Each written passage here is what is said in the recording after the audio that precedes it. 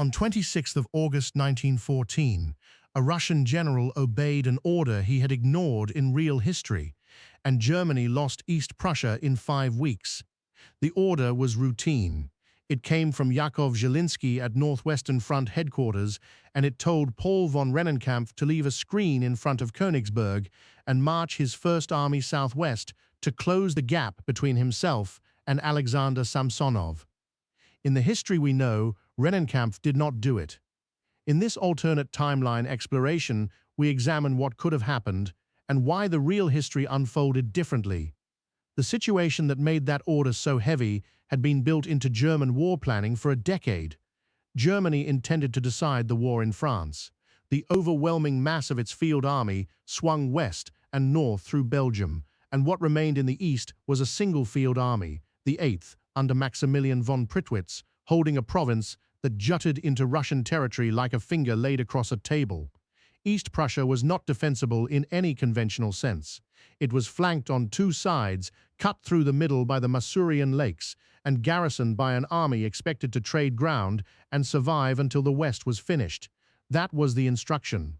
It was also, in practice, impossible to obey. East Prussia was the heartland of the Junker estates, the recruiting ground and the social foundation of the officer corps that had written the plan. Telling that army to give up that ground was telling it to abandon the homes of the men giving the orders. The tension between the operational instruction and the political reality would shape every decision 8th Army made in August 1914. 2 Russian armies came in.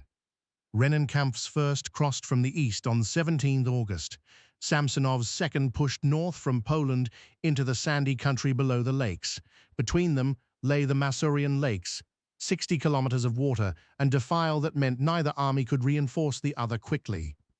Coordination fell to Zhilinsky, working by wireless from headquarters far to the rear. Hermann von Francois, commanding I Corps, attacked at Stoluponen on the 17th of August against explicit orders to fall back.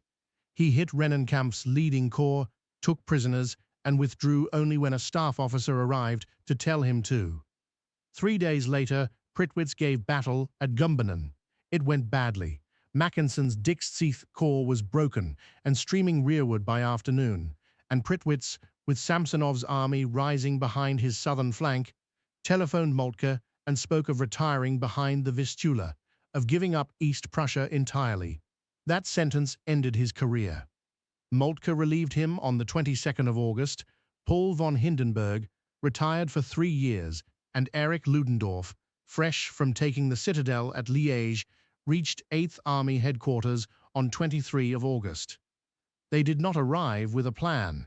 Max Hoffmann, the Army's operations officer, had already begun swinging the bulk of 8th Army south by rail against Samsonov, and the new commanders ratified what was already in motion. The plan rested on one assumption. It was an assumption about a man, not about terrain or numbers, and everything that followed turned on whether it held. The assumption was that Rennenkampf would not move. Hoffmann had reason for confidence. Russian Corps and Army headquarters transmitted orders by wireless in clear text or in ciphers the Germans read with ease, and 8th Army knew both Russian armies' intentions almost as fast as the Russians did. Rennenkampf had not pursued after Gumbinnen. He had lost contact with the German withdrawal and had begun turning his weight toward Konigsberg and its fortress. Then Zhilinsky's order arrived: screen Konigsberg, march southwest, close the gap. In this timeline, Rennenkampf treats it as binding. He pushes his cavalry forward on the night of the 25th and has his left-hand corps on the roads toward Bischofsburg and Neidenburg at first light on the 26th. He does not do it well. The columns are slow, the staff work is poor, the supply arrangements are what they were, but he does it. And the German wireless intercepts, which had been the foundation of German confidence, now deliver the worst possible news in near real time. The flank 8th Army had stripped bare is no longer empty. Ludendorff had committed everything. There was no reserve behind the maneuver. The whole design assumed 4 days of Russian inactivity, and it was going to get one. Francois drove west of Samsonov toward Neidenburg on 26th of August, the same march he made in reality. The march that in our history sealed a pocket around 92,000 men. This time his patrols met Russian First Army cavalry on his northern flank in the afternoon. By evening, they were meeting infantry. The encirclement stopped half-formed. Mackensen and Below, who in our history destroyed the Russian 6th Corps at Bischofsberg, were pulled back to face the new threat before that action was finished. Francois, the striking arm of the whole design, found himself the exposed one, extended west with Russians on his flank and his own line of retreat lengthening behind him. Samsonov's center, instead of marching into a closing ring, was left with room to fight, and then room to withdraw. The Second Army survived. That is the whole of the divergence, and everything after it follows from that single fact. Samsonov did not walk into a forest at Willenberg and shoot himself. His army came out battered, hungry and disorganized, but intact, and still in the field, and still north of the frontier. Eighth Army now had two undefeated Russian armies converging on it and no room to maneuver between them. The Masurian defiles, which had protected it all month by keeping the Russians apart, now confined it. What had been a shield became a corridor. The withdrawal toward the Vistula began in the first days of September and never fully recovered its cohesion. It was not a rout. German staff work was better, German artillery was better, and the retreat was fought the whole way. But an army moving backwards under pressure from two directions loses formations the way a rope loses strands, and by the middle of September, 8th Army was a collection of corps rather than an army. Konigsberg was left to hold out on its own behind its fortifications, invested and cut off. Hindenburg and Ludendorff were relieved before the month was out. They had held command for less than 4 weeks. There was no defeat to hang on them specifically. The position they inherited was probably unholdable once Rennenkampf moved, but a lost province requires names, and theirs were the ones on the orders. Moltke had already begun stripping the West before any of this. On 26 August, on the strength of the alarm Prittwitz had raised, he ordered the Guard Reserve Corps and Hallev Corps off the Western Front for East Prussia. In our history, they arrived after Tannenberg was over, fought nothing, and were absent from the Marne on 5 to 12 September, a subtraction from the German right wing at the precise moment it needed weight. Here, with East Prussia visibly collapsing rather than triumphantly saved, Moltke sends more. The East is not a scare that resolved itself in a week. It is a front moving steadily backwards with a fortress under siege and no natural line short of the Vistula. Every argument for reinforcement is stronger, and every argument against it depends on a confidence in France that is eroding by the day. The Corps go east. They arrive piecemeal into a retreat and stabilize nothing in particular, and the German right wing fights on the Marne without them. Moltke is relieved on the 14th of September, replaced by Erich von Falkenhayn, with the same failure in the west that history recorded and no compensating victory in the east to set against it. There is no Tannenberg communiqué to read out. There is only the Vistula. By October, the strategic picture has inverted. East Prussia is overrun. Galicia is gone. Lemberg fell on 3 September, as it did in reality, and Konrad von Hotzendorf spends the autumn demanding German help that cannot be spared.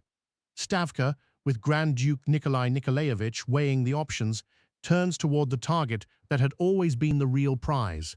Upper Silesia, the coal and steel district around Katowice, Boythen and Gleiwitz, sitting a short march from the Russian frontier with almost no field troops covering it.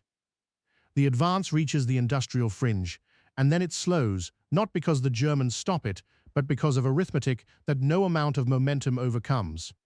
Russian railways ran on a wider gauge than German ones. Every kilometer of advance into Germany lengthened a supply line that had to be transshipped by hand at the break of gauge and hauled forward by cart on roads that were turning to mud. The horses were finished, and the shell shortage that was already surfacing in the real Russian autumn of 1914 arrives on schedule here too, indifferent to the fact that the army it is starving happens to be winning. The Russians do not reach Berlin. They do not come close. They take a province, threaten an industrial district, and stop, which is a serious blow to Germany, and not remotely a war-winning one. The reputation that carried Hindenburg to the German presidency and Ludendorff to the effective dictatorship of Germany by 1916 was built on one battle, fought over 5 days, in a campaign they had commanded for 3. Tannenberg made them.